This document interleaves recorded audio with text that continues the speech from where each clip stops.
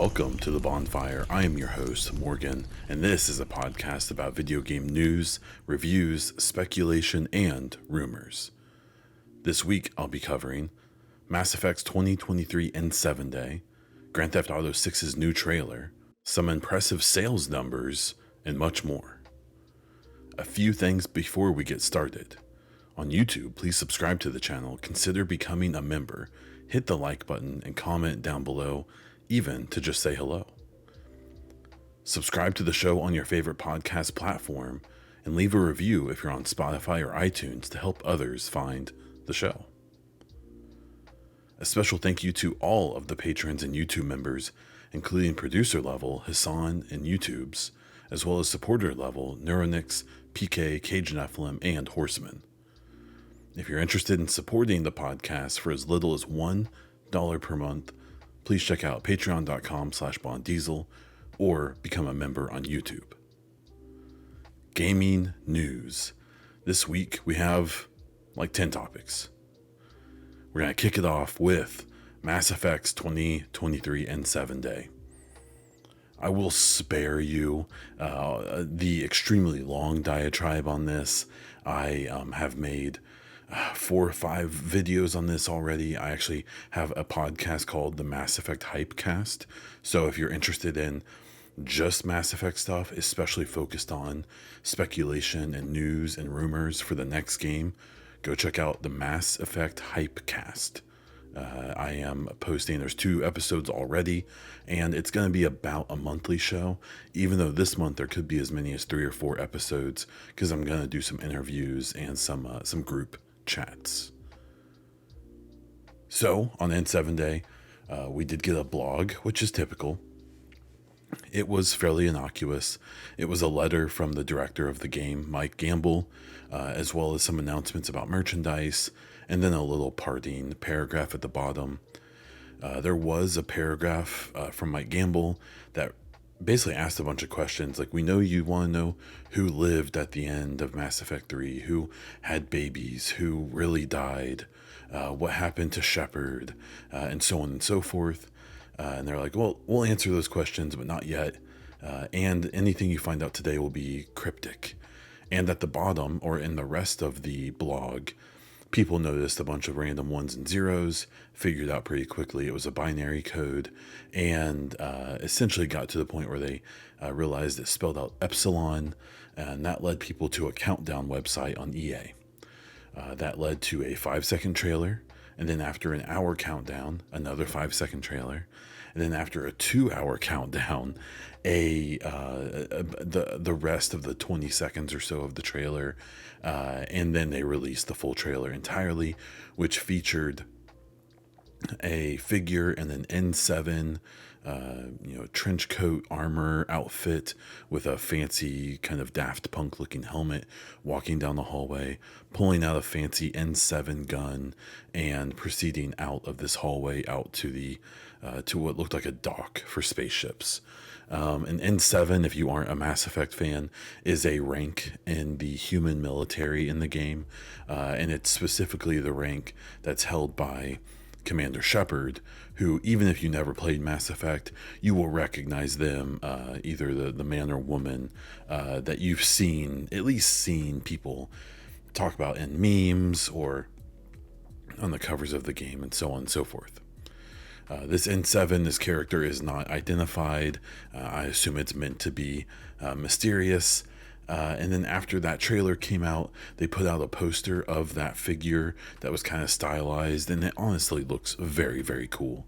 And in the middle of the image of the figure, there is a scene, kind of like a picture, depicting a bar. And there's basically a bunch of aliens and humans in this picture. And for those of you who aren't big Mass Effect fans, there's basically 2 figures, specifically 2 alien species in this picture, who shouldn't be together. The Mass Effect franchise has, the trilogy took place in the Milky Way, where Earth is.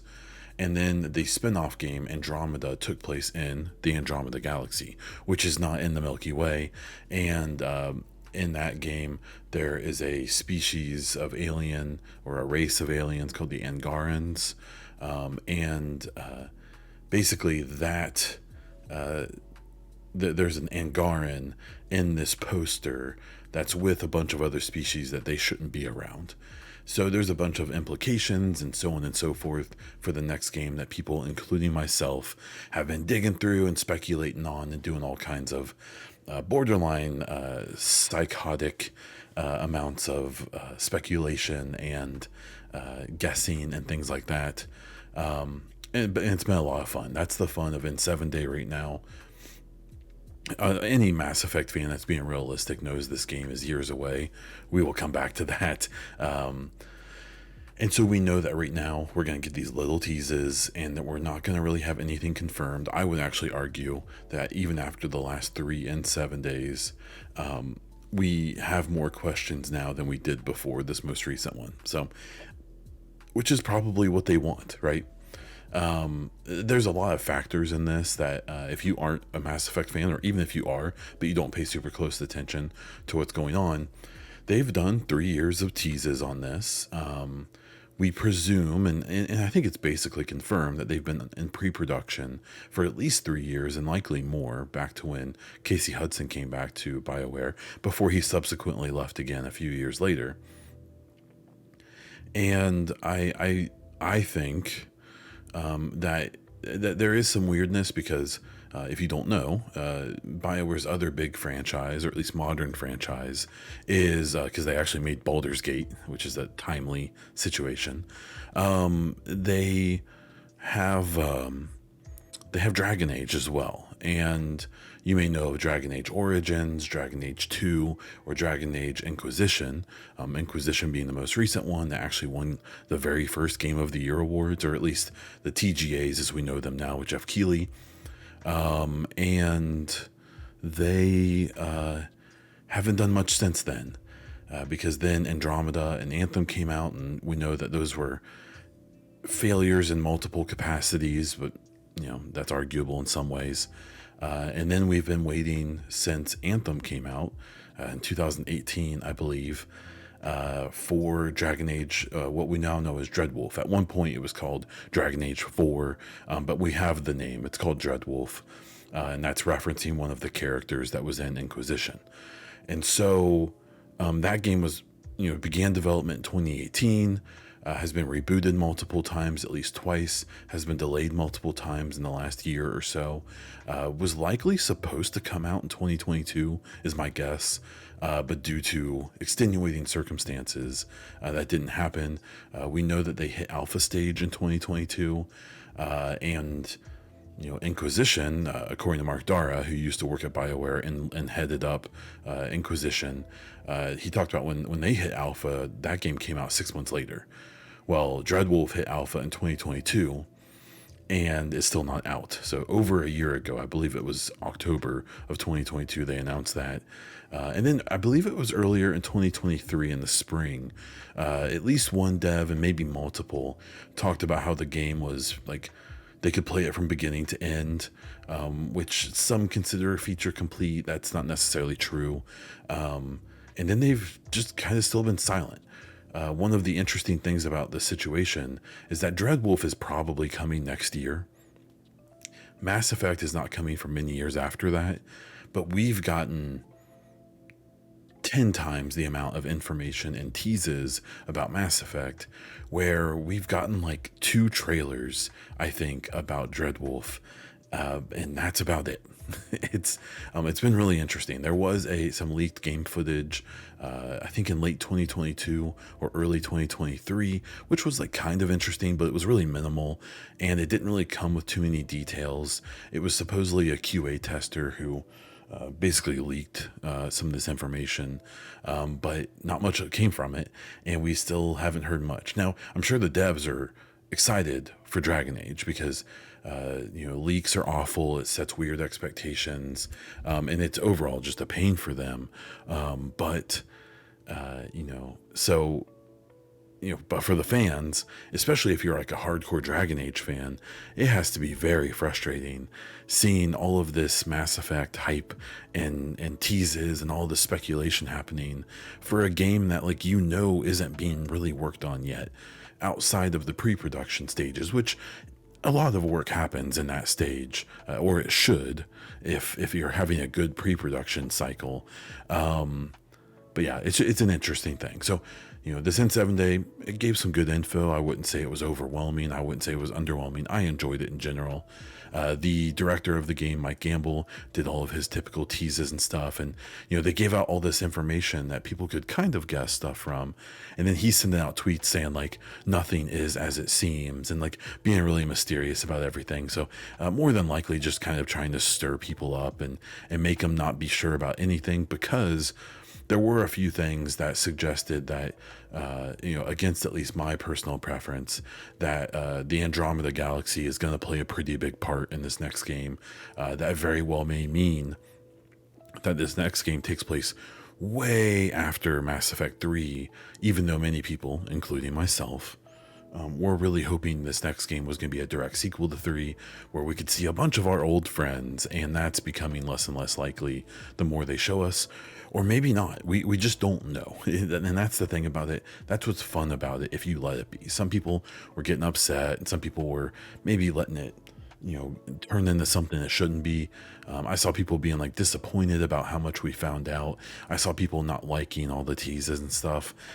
If that's the case, then this thing just isn't for you. This isn't, just wait for 4, 5, 6, however many years it's going to be until the game is actually coming out, and then pay attention, because these are marketing teases to keep the community engaged, right? Now that could backfire, and the reason is because after this on Wednesday, N7 Day was on Tuesday. Jeff Grubb of Giant Bomb and of his own Game Mess podcast kind of came out and was like, this game's really far away, during a morning show he did for Giant Bomb. And he goes on to say that this game is expected to have a similar development cycle as Dragon Age Dreadwolf, which began development in 2018 and is still not out in 2023 and is maybe going to come out in 24. So that's a 6-year dev cycle. And Grubb says, it's expected to have that same dev cycle, and that would put it around 2029 or even 2030, maybe 2028 best case scenario. Well, everyone freaked out, including myself, because that just didn't make sense. Now, there's been a bunch of weird info that's came out since then. I will say, so people were challenging Jeff on this, and he's held pretty stern to this prediction and this speculation. He claims that he has a source that would know these things, and so we're talking about someone in BioWare who probably isn't like a frontline dev or a bottom, the lowest level of whatever positions they have it. He at least implied that this is someone who's relatively senior in the company and would know this information, and he's really stuck to that 2029 prediction. But then he said other things that were really weird. He's talked about things with the game that just don't make any sense. He just doesn't know that much about Mass Effect, which is fine. He covers everything. He's not expected to know everything about one game. But one kind of weird line that's come out, and it's been shown multiple times, is that he seems to think or be talking about this as if this 2023 N7 Day and these announcements are the first announcements for the game. And he's basing that 2029 date on that if they started the game now, it's not going to come out till 2029, where people, including myself, have pointed out well, they started teasing this stuff 3 years ago, and they started pre-production back then, and maybe even before that. And so now we're in this weird limbo where he's still sticking to his guns in the various shows he's been on. And when he's talked about this, they did a whole GameSpot video talking about it again. And he kind of reiterated what he had already said, even though he's kind of admitted that he didn't realize that there was info before, but surely he did, because I think he's talked about it. It's really weird. It's a really odd situation. My thing is that if it is going to be the same dev cycle, then I would consider the start date in 2020, where Dreadwolf started in 2018, and say it is going to take 6 years or 7 years even, then that would put the release date around 2026 or 2027, not 28, 29, 30. I've even seen someone say 31, and I just despise the idea of thinking about that year because of how old I'm going to be when that comes around. And so, admittedly, with this release date drama, a part of it is like hopium and copium on my part. Like, I don't want to think about this next game coming out that I'm excited about now that won't be out until I'm like in my early to mid 40s. So, take my bias into account. With Jeff, I've paid attention to his stuff for a really long time. One thing that people need to remember about him is that he used to be a journalist when he was with GamesBeat, and he wrote articles, and that was his thing. And then he did Game Mess, his own like podcast stuff on the side that actually is really successful and very good, with Mike Minotti. It's actually 2 podcasts now. It's the Game Mess on Thursdays and then 10 Dogs on Tuesdays, where they talk about Nintendo things. And he's now with Giant Bomb. He's not technically, or at least not a traditional journalist anymore. He's a entertainment personality. If you watch the Giant Bomb content, they do the Giant Bomb cast and some other content that is like, feels like journalists talking about games, but he's definitely switched into a mode of performance and entertainment, that is kind of supplemented by his journalist background and sources and things like that. So he does break news every now and then, and sometimes it's right and sometimes it's not. And so my final thing I'll talk about with this particular issue is that he can double down on things when he feels like people don't believe him or whatever. And it's just worth remembering that one time in a year or two ago, he doubled down so hard about the release date of a game or when a game was going to release that he said he would shave his head if it didn't happen. And if you didn't know him at the time or weren't aware of him, he had extremely long hair that I can only imagine he had been growing for 5 to 10 years. And he was like known for having this big, beautiful head of hair, and he was wrong, and he shaved all of his hair off. And so he's not one to not double down on things and then be wrong. That particular case sounded like someone that he really did trust told him information that seemed completely legit, and then plans just changed. So it's a little different than this situation, but it's not to say it couldn't be the same result. So whether the next Mass Effect game comes out in 2026 or 2029, it's not like I can do anything about it, and I can just hope that it's sooner than later, but I still want it to be good. It turns into one of those things. So, when it comes out, we have no idea. No one from BioWare has made a comment, and I don't think they will. They have no reason to. There's just it doesn't help them in any way, because what if they come out and say like, no, that report's not right? And then they do have delays and they have to reboot Mass Effect and things happen and it ends up not coming out till 2029. Well, then they look silly. So I suspect BioWare is going to stay completely out of this conversation and let people fight it out amongst the fandom. So, but overall, the N7 day was really, really fun. I had a lot of fun with it, and I still have a bunch of videos. I have like 15 video ideas I'm going to make and kind of fool with over the next year. I'm going to spread it out a little bit because there wasn't as much stuff to act on in this N7 day as last year's. And where last year's I was able to make videos all the way up until, this last N7 day. There's not as much stuff in this year's. So unless we get more leaks, unless more information comes out, unless they, do more reveals about stuff between now and next year's N7 day, I may have to spread out my content a little bit more because I don't think there's going to be that much to talk about unless there's good things or bad things. We'll have to find out with either like leaks that say good stuff or like layoffs and stuff that will only make this situation more dire. But N7 day, 2023, Mass Effect, lots of fun. let's jump into some PlayStation news. We have the story that Sony is killing their Twitter integration on November 13th. So by the time you hear this, this will probably be done. This is a feature where if you take clips or screenshots and you want to share them on Twitter directly from your PlayStation, you're able to do it by logging on to Twitter on your PlayStation and then uploading it. That's getting taken away because Twitter is no longer Twitter. It's now called X because some imbecile bought it for way too much money and continues to change what used to be called Twitter, continues to take away every good part of Twitter. And it doesn't make any sense to me, but it's fine. I mean, it's not, it sucks, but I can't fix it. And they're following suit. Xbox did this earlier in 2023.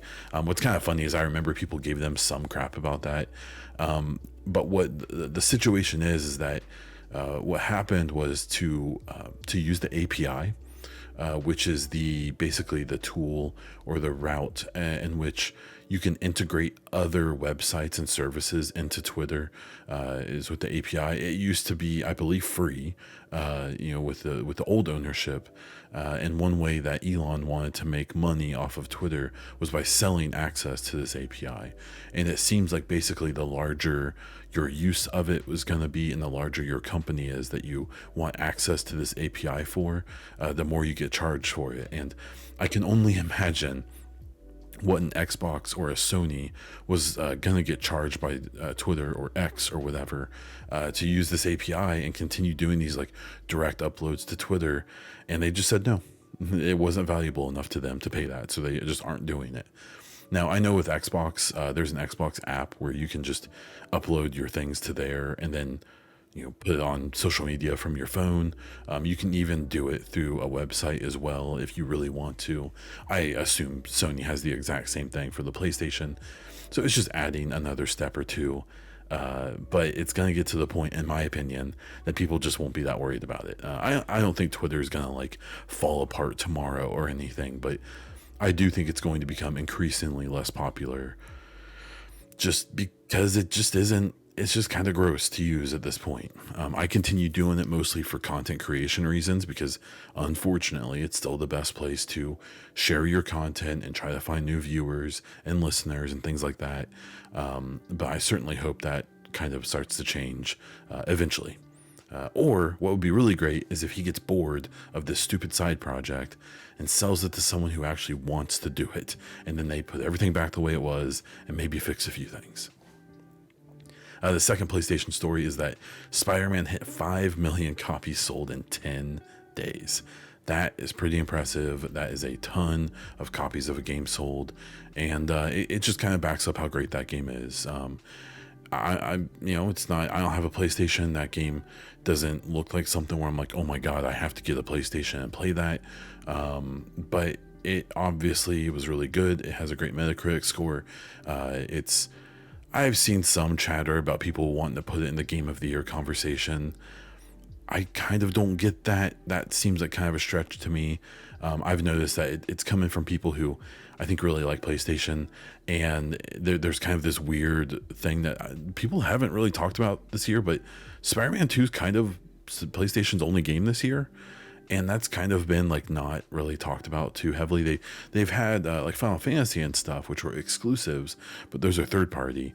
But the only first party full release AAA game from Sony this year looks like it's going to be Spider-Man 2. Now it's a very good one, and that's great. But I think that this game is one that it's iterative, right? It's iterative from the last game, from the I think 2018 Spider-Man, and then Miles Morales, which was kind of like arguably like a separate DLC or like a standalone DLC type of game that was cheaper. But no matter how you spin it, no matter how you look at it, wink, wink, pun intended, this is incredible. Selling 5 million copies of a game in 10 days. That's twice as many copies sold that some great games sell for their entire run. And the 10 million mark has historically been the like, hey, if you sell 10 million copies of your game, you did really great. And they're halfway there in a week and a half. So something tells me that Spider-Man 2 is going to be doing just fine. The last thing about that is what's even more impressive about it is that, all things considered, the PlayStation 5 adoption rate isn't huge at this point. We're a few years in, but they were hard to find for a long time, and they've sold really well. And I believe they're outselling Xboxes probably 2-1, close. It may be a little bit less than that, but they're selling very well. But still, selling that many copies in 10 days means that, a lot of your people who have adopted the platform, you had a pretty high percentage of them go out and buy this game. And it's very likely that, especially as we get through Christmas, that number is going to jump dramatically. So good for Insomniac, good for Spider-Man 2, and I'm really glad that the efforts from those developers is being rewarded, and I hope they get big fat bonuses this year. Then the last story here is that half of the live service games that PlayStation is working on have been delayed to fiscal year 2025. This isn't that surprising. We've heard that, first we heard that PlayStation was working on like a dozen live service games. That comes in an environment where I think everyone's kind of looking around being like, I don't want a bunch of live service games anymore. There's already too many, and I don't have enough time to play them anyways. Where live service games really kind of demand your full attention, and if you can even play one to its full capacity, that's impressive, let alone two, or even one plus like some single player experiences that come out. And so this idea where they are sending, they're developing a dozen of these live service games as a service games, presumably when that genre or that type of game may be losing steam, is weird. And it's really short-sighted by Sony. It's like a Ubisoft move, and I don't expect that from PlayStation. That's very odd. I know they can be fairly conservative and safe with the things they do, but this is one of those moves that feels like a Ubisoft move, where they kind of seem like they are, playing it safe and chasing a trend at the very tail end of that trend's lifetime. Now, maybe these delays are a good, a sign of them being like, oh, okay, maybe this isn't a great idea. Maybe we shouldn't be putting Naughty Dog, a studio who just got hit with layoffs, I believe. Maybe we shouldn't be putting Naughty Dog on a games as a service game, because that isn't what people want from them at all. Now, the games as a service game they're supposedly working on is a Last of Us like faction sequel that's meant to be like a bigger experience. But then apparently it was seen by Destiny devs, and they felt like it was pretty flawed and maybe it wasn't worth the effort. But then Destiny 2 is kind of having their own issues, and so maybe they're not the best people to be judging this stuff in the first place. It's a big confusing situation. But this news that they're delaying half of that lineup to not next year but the year after that isn't that surprising. And the thing about live service and the thing about these games as a service games is that if they're developing a dozen, it will be a miracle if one of them hits. Like, we've been seeing it in that genre and in that game style for the last 10 years, is these games, there's so many of them, and some of them have cool ideas and some of them just suck from the start. And some of them get really successful for like a few weeks or maybe a few months, and then they die off because it's a type of game that basically is designed to fail because there's no developer who can truly keep up. There's no developer who has the output who can, one, release a games as a service live service game in a good state to start with, and then there's no dev who can do that and then very quickly follow up with high quality, consistent content after that. The closest that's come to it is maybe Warframe, but even it started off really bad. Maybe Destiny, but both of its games started off really bad. And then they found their footing, but then they couldn't really keep up the steam, and it's gone up and down. And so it turns into one of those things where, like, this live service, this games as a service pipe dream, even the games that haven't succeeded have made a lot of money. That's why you see Sony trying to do this.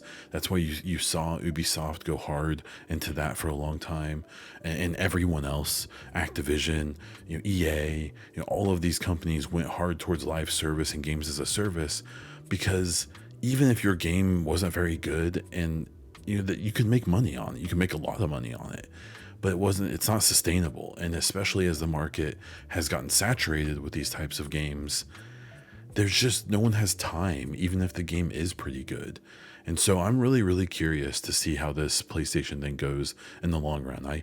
I think you will end up seeing some of these games converted into more traditional Sony style franchises or games, or you'll see them just canceled, and they'll move those studios to what people expect from PlayStation, probably a third person action adventure, story single player game.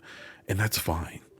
I think they should try to diversify a little bit, but I don't think chasing a trend from 5 to 10 years ago was really the best move. But PlayStation has lots and lots of smart people. They're a hilariously successful platform and company, and so maybe they know something I don't. Moving on to some Xbox stories, they announced this week in a very odd and what feels like kind of a tone-deaf way. They announced a partnership with In-World AI, and through their statement, it basically implies that this In-World AI has a bunch of tools that are meant to help developers. The problem is that developers and artists and most other people see this and say, oh no, that AI is supposed to make people redundant and do their job much more efficiently and cheaper, and in theory should and could replace people and cause them to lose jobs. And corporations love that in a capitalist system, because people aren't worth anything. If you can have one thing do 5 people's work, that's great, even if it's terrible for those people. So, and if the content isn't going to be great as well, they don't care as long as it gets out, basically. So this was a weird move by Xbox, especially with, it's one of those things that it could have just been like a little press release maybe, but for them to like advertise it, to make a big deal of it, knowing that there's a pretty big like kind of negative outlook on AI and things like that, it's a weird move. And so we'll see what comes of it. I did see there were some people being, I don't want to say, they were people with large platforms were being like, I will never play a game that utilizes this system. Like, okay, bro, like whatever. Like, you probably won't know, one. And two, some of the people I'm thinking of weren't going to be playing any Xbox games anyways. But it was a little performative in my opinion, but it still is concerning. If I'm a dev on any Xbox studio, seeing this announcement, I'm kind of tilting my head a little bit. There was in case the whole Bitcoin and the NFT stuff, it goes along with this. I didn't actually put it on the list today, but Ubisoft announced that they're still trying to do their NFT thing. It is so adorable. I have no idea what they're doing.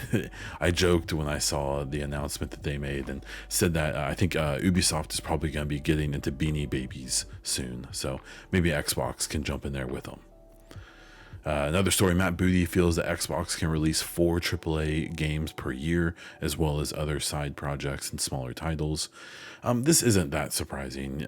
Matt Booty has taken a larger role in Xbox, and I believe he's overlooking I believe it's all of the Bethesda studios, Bethesda ZeniMax studios. And this is something they've been talking about for a long time, that their goal is to every quarter release a big AAA experience to Game Pass day one on PC and Xbox, and then have supplementary titles around that. And then for Game Pass, have like third-party exclusives or day ones and things like that to supplement that service. Now, Xbox has a hilarious number of studios under their banner at this point, and it's getting to the point where, the Bethesda ZeniMax acquisition happened a while ago. They acquired a bunch of other studios a while ago, like Ninja Theory and so on. And then they just closed this Activision Blizzard King deal. And so while that one may take a while to really kind of get integrated to Xbox, we're getting to a point where they have so many studios that there is like kind of no excuse for them not to be putting out a lot of games, a lot of big games pretty consistently. I still think we're in a little bit of like a COVID rut. I think we're going to be getting out of that in the next year or two. And so that will probably see things normalize a bit. But they are getting to a point where they should be putting out pretty good games pretty consistently at a large scale. And the reason that's important for Xbox, especially, is because of Game Pass. Because the best way to get people to not only get Game Pass but keep it is to consistently put out games that are worth having it for, because that means you don't want those lulls. Like in 2022 for Xbox, there were probably a lot of people who liked Game Pass who canceled it because they didn't need it. There was nothing that it wasn't worth it for a lot of people. And so if they're releasing new games, especially, new games every month, but then, a big AAA experience every 3 months or so, that you do the equation in your head, it's like, I'll just keep Game Pass. And that's what they need and that's what they want. So I hope he's right. I hope they are releasing games that often, because I have Game Pass and I really like it. But I will say that in the last few weeks after I finished Starfield and played some other games, I'm kind of feeling that itch for something else. I'm excited to see what they have next, because as far as I know, they don't have any big AAA releases left this year. And then next year, we don't know exactly what's happening. We're assuming things like Senua's Saga will be coming out. But beyond that, it's kind of a mystery. And I'm sure they'll probably do a showcase in early 2023 or 2024. And we'll find out more then. But that's a few months away. So we'll see what they do. There was a story that came out, and I put it under Xbox because it is them at this point, even though it really isn't, that Modern Warfare 3 only had 16 months of development.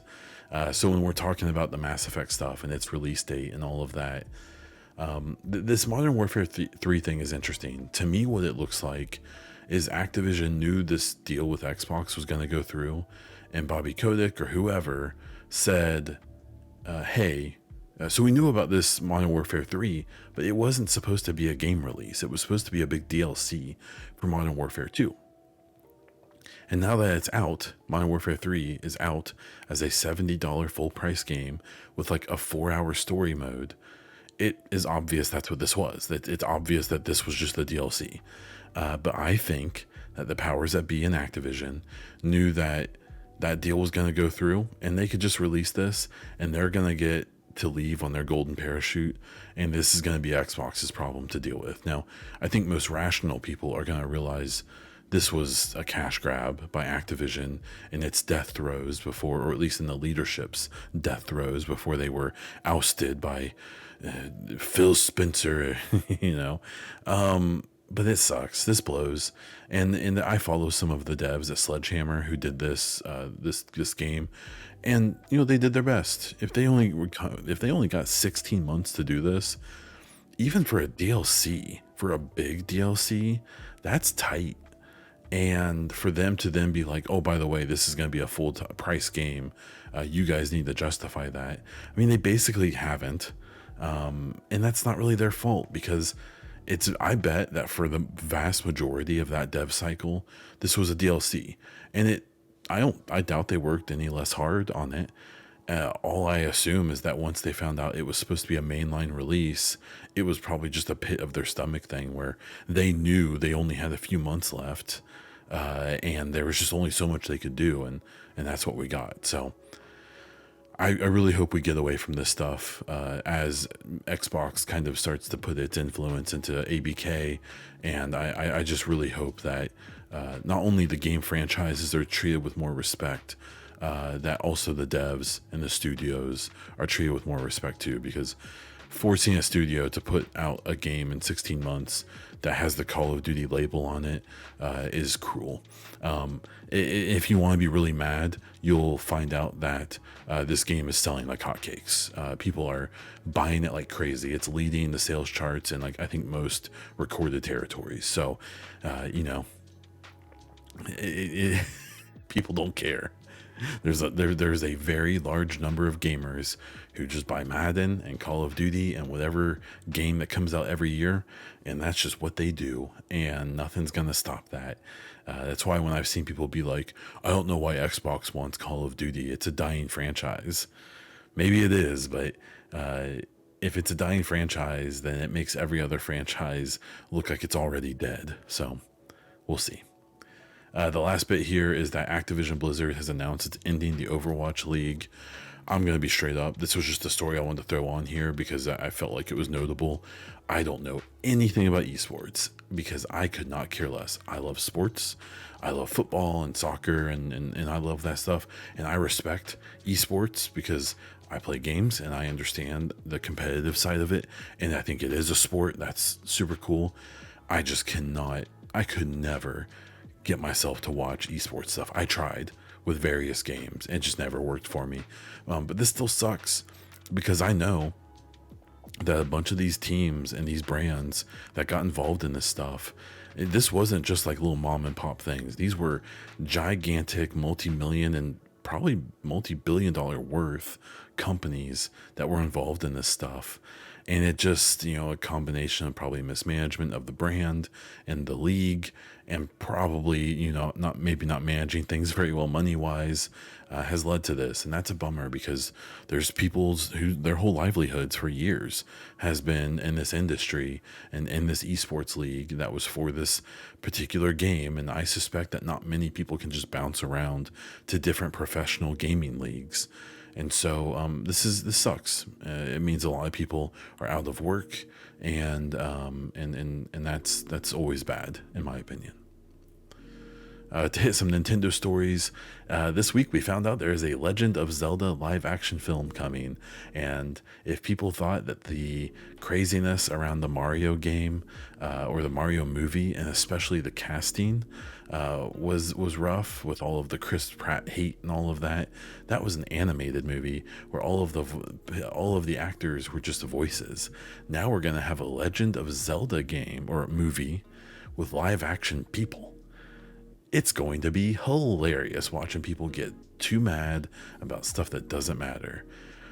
As for the movie, I mean, game movies have gotten better over the last so many years. So this could be cool. I don't know. We'll see. I would trust it a lot more if it was going to be animated. Them doing it live action. That is going to be a thing. We will see. And another story from Nintendo, Super Mario Bros. Wonder has sold 4.3 million copies in 2 weeks. That is extremely good for a game that is coming out at the very tip end of a platform, and that some people were really hesitant on how much they thought they were going to enjoy this, and it's turned out to be quite popular and extremely good from everything I've seen people talk about. An interesting number here to pay attention to, though, is that they sold 4.3 million copies in 14 days with, I think it's 130 million Switches sold. Spider-Man 2 sold at 5 million copies in 10 days with probably like 1/5 the number of consoles out there. It's pretty impressive for Spider-Man. But you can't deny Mario Brothers Wonder either. It's a great number. I'm sure Nintendo's very happy. They just keep on putting out bangers. Okay, the third story here is Nintendo denies they briefed devs on Switch 2 at Gamescom. So this is a funny story because some of the coverage of it I saw was people talking about how that they had heard that this did happen, and they think that Nintendo might be playing semantics here by saying that they didn't show or brief devs the Switch 2 at Gamescom, but they may have shown them across the street in their hotel. So this is an interesting story. It's like the worst kept secret in the world that there is a Switch 2 coming, and I think Nintendo has acknowledged it in some very vague ways, but they still sell a ton of Switches, and I don't think they want to do anything to slow people down from thinking to buy a Switch, because the moment you announce that next console, people will still buy Switches, but there will be a lot of people who were going to buy one who are going to say, oh, well, I'm just going to wait for the next one. and that can be its own issue. So this was just kind of a funny little story I wanted to cover. But yeah, I suspect that they probably did show someone this. Okay, so too, one of the bigger stories I didn't expect, but I kind of did expect to talk about, is that Rockstar has confirmed that in December we are going to get a Grand Theft Auto trailer. Now there is a kind of interesting detail here that I thought was interesting, where they didn't say Grand Theft Auto 6. They just said Grand Theft Auto. Now, maybe that's just semantics. Maybe it's going to be called 6, and we're going to go from there. But I did think it was at least interesting to note that they didn't confirm at least the title of the game quite yet. There is a rumor, and if you remember, there were some pretty substantial leaks of the game quite a while ago. And that the rumor is at this point is that it's going back to Vice City, which is one of the pretty legendary games in the Grand Theft Auto series. And there's actually this idea, and I actually think it's very clever, that they may do Grand Theft Auto VI for 6 and then Vice City, which would actually be pretty clever. I think that would be pretty cool. So I wouldn't be surprised at all if that's what we end up getting. There were some rumors and people thought that maybe this was going to be the Game Awards trailer for Jeff Keighley, which is on December 7th. I bet it's near there. I bet it's right before or right after. But Grand Theft Auto, they don't need Jeff Keighley. And here's why. Grand Theft Auto 5 has sold over 190 million copies. That game came out on the 360 and PS3. And then it came out on the Xbox One and PS4. And then you can play it on your PS5 and Series S or X. That game is just insanely successful. And this is how successful Grand Theft Auto 5 is. Red Dead Redemption 2, in my opinion, the greatest game ever made. At least like of the modern games. And easily the best game of that generation, which I know everyone will disagree with me on, but I will die on that hill. It has sold 57 million copies. It is hard to explain how insane it is that you can have a game that sells 57 million copies, and it be the second best selling game in your studio and it sold 1/3 of the other game with 57 million copies sold. That is a bonkers situation, and it's just a testament to how prolific Grand Theft Auto 5 is. Now, for full clarity, I played like 2 hours of Grand Theft Auto 5. I did not like the characters. I hated the switching mechanic, and I never finished the main story, and I've never touched online. So I'm outside of this ecosystem. I love the Grand Theft Auto games.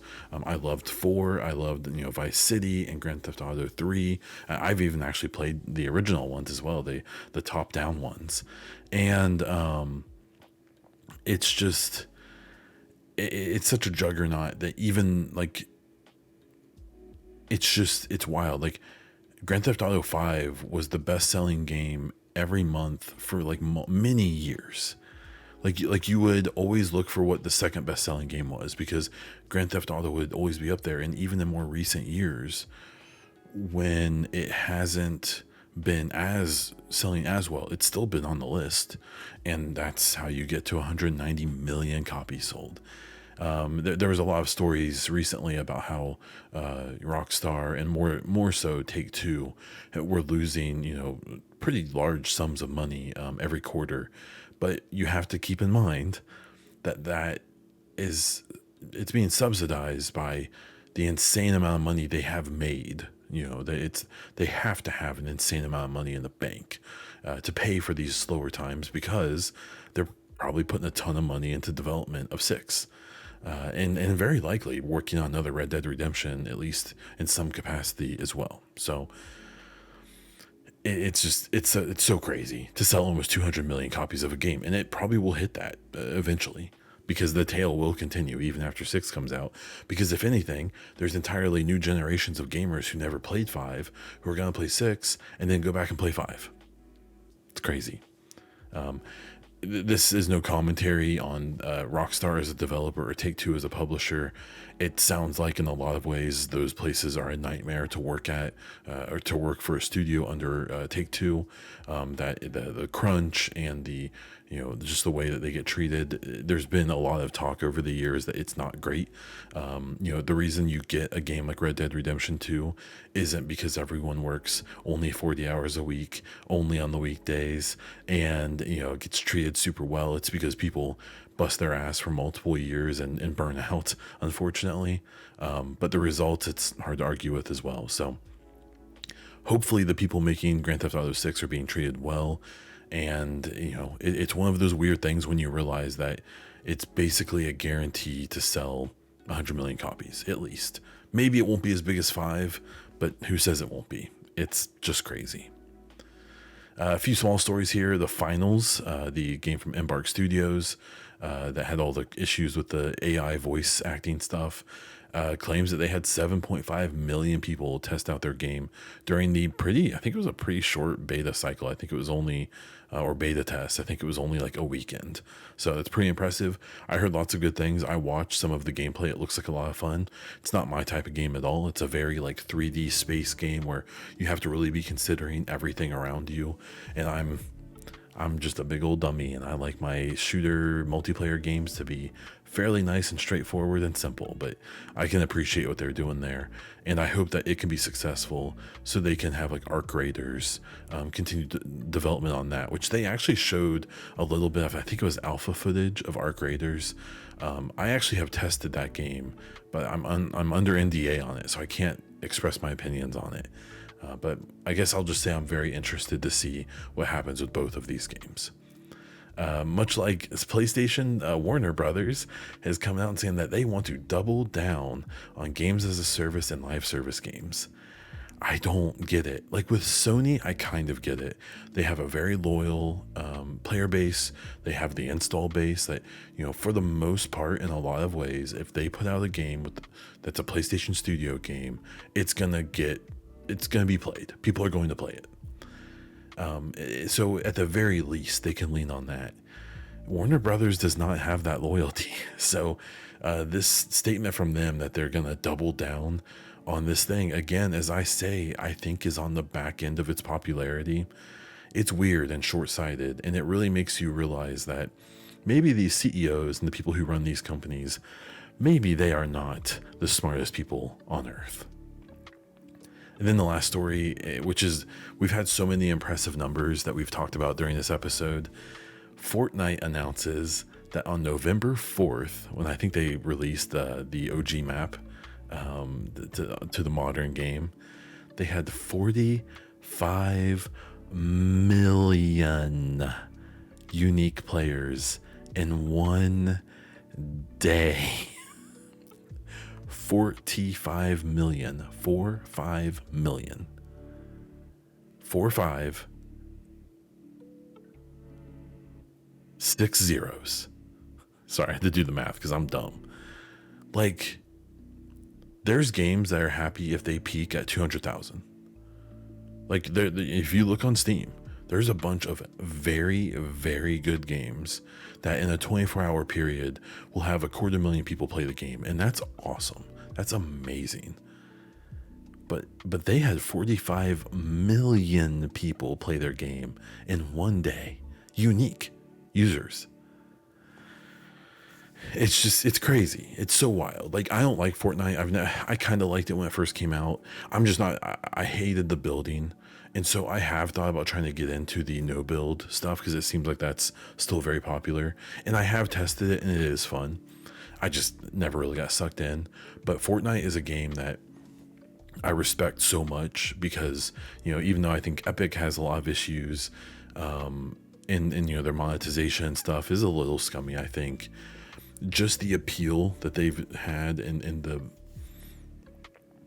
the flexibility they've had and the way that they've innovated and the way that they've showed their product, them doing like concerts and all this crap in their game.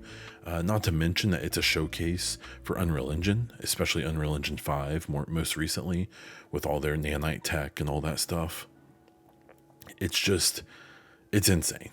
It's just, and it's so wild to think that Fortnite started off as a like zombie survival game, single player game or co-op maybe, that failed miserably, and then they just decided to try this battle royale thing and threw it in there, and now we're here.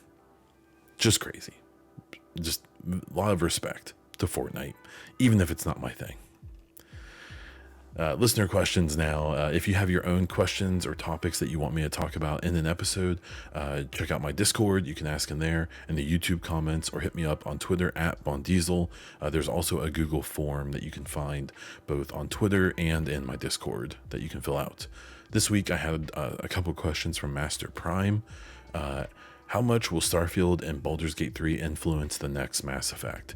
Probably pretty massively. If that game is still in pre-production, and God, if it's 5-6 years away, which I don't think it is, but still, I don't think you're gonna see many other games try to take directly from either of those franchises, especially Baldur's Gate. But I think you're gonna see a lot of inspiration.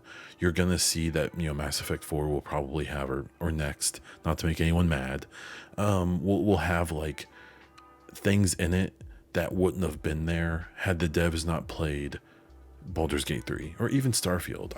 I know Starfield has like a weird reception from people, and the perception of it right now is not great because I think that there was kind of like a coordinated effort by weird fans to make it seem worse than it was, and I think a lot of journalists didn't really want to like it, but that's a whole different conversation. But Starfield has so many moments and so many things in it that, like, when I was playing that game, I just remember being like, man, this is so cool. I really hope we see this in the next Mass Effect. Like, and there's obviously things I hope we don't see, like some of the outdated features of the game, but there was a lot, especially a lot of the like awe and the wonder and a lot of the scaling and stuff of Starfield. Just like there's moments in that game that even the dialogue, I know as much as people dog on their old dialogue system and their animations and all of that, I had moments in like the romance and stuff, or even just conversations that I really, really loved in Starfield, and that I really hope they do kind of get some inspiration for Mass Effect. And then with Baldur's Gate, I mean, it's just everything. It's the reactivity of the world, it's the writing of the characters, it's the mix of seriousness and humor and sexuality and vulgarity and just everything about that game.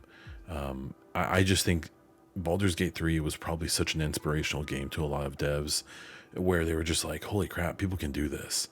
And maybe we won't do exactly this, but we should try to do something like this. And that's exciting. So not just for Mass Effect next, but for any games that are currently in development, I think you're going to see at least an expansion of possibility from people who played the Baldur's Gate game and Starfield and some of the other amazing games this year. And you're going to see games be better for it in the long run, purely just off inspiration. The second question was, do you think Mass Effect 4 is one last adventure or the beginning of another one? My guess is that it's being kind of put out there as a potential beginning of a new trilogy, but it's going to kind of depend on how Dragon Age Dreadwolf does, on how BioWare does during and after the Dreadwolf release and the development of Mass Effect, and then how Mass Effect is perceived and received and how it sells and things like that. I would assume the intent is to have a new trilogy, right? But nothing's guaranteed. I believe the intent with Andromeda was to have a trilogy, and we're probably not going to get that, or at least not directly. And then the final question, when would you like to see the next Grand Theft Auto take place? Your question was a little more nuanced than this. I think it was saying like, should there be like different eras of like, should one game take place in the 90s and then maybe one in the future? I actually loved your kind of statement about, I don't know, I can't remember when this next one is supposed to take place or if that's even been rumored, but I would love to see a futuristic Grand Theft Auto. Not year 3000, but maybe like 100 years into the future. because it would be really interesting to see them. They do nostalgia really well. They've done like modern day stuff really well with like Grand Theft Auto 5, and Vice City. Like God, the soundtrack and stuff of that game. And this next one seems like it's probably going to be modern day, is my guess. But it would be so interesting to see them go forward, because even with like Red Dead Redemption 2, they fleshed out this authentic feeling old Cowboy West game, but it was old, right? It would be so interesting to see them take that attention to detail and all of that to the future. That would be so cool. But I think this next one is going to be modern day. But I would love to see them explore the future in another game. And that's all I have for this week. So we'll wrap this thing up. Thank you so much for listening. Please interact with the show if you have any desire to, on Twitter and YouTube comments and my Discord, anywhere you can find it. Please do. It's a solo podcast. The only way that we interact is after the show. So please do that. I want to hear from you. I want feedback. I want questions and topics for next week. Let me hear it. I'm very curious. You can find me all over the internet as Bond Diesel, including over on Twitch, where I try to stream a couple times a month, and we can talk about all of this stuff live. And I do multi-stream, so you can catch me on YouTube or Twitch when I'm on there. You can support my content by checking out patreon.com/BondDiesel. You can join as a YouTube member.